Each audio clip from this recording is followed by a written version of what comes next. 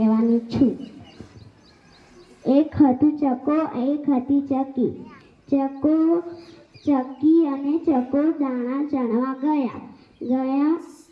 ચકો અને ચકી દાણા ચણવા ગયા। ઘેર આવીને ચકી કહે કે હું પાણી ભરવા જાઉં છું, આ ખીચડી બનાવવા મેકી છે, જોજો। ચકો કહે હા। ચકો ઊંઘી ગયો।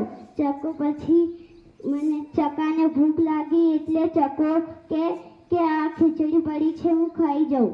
તો ચકો ખાઈ જાઉં પછી ચકી આવી। ચકીએ જોયું કે ખીચડી તો નથી, તો એને ચકાને પૂછ્યું કે ખીચડી ચોજી?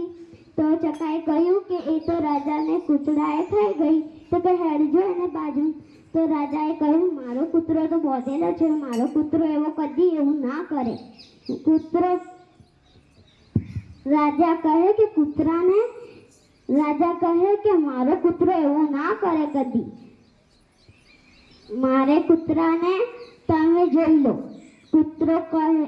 રાજા કહે કે આ કૂતરાને જેવી ખાધું હશે એ ખાડામાં પડી જાય। તો અને ચકાને ખાડામાં પાડવા માંડ્યા। ચકાએ કહ્યું કે ના, અને ખીચડી તો મેં જ ખાધી, એ કૂતરાએ નહીં ખાધી। અસ્તુ ભારત માતા કી જય।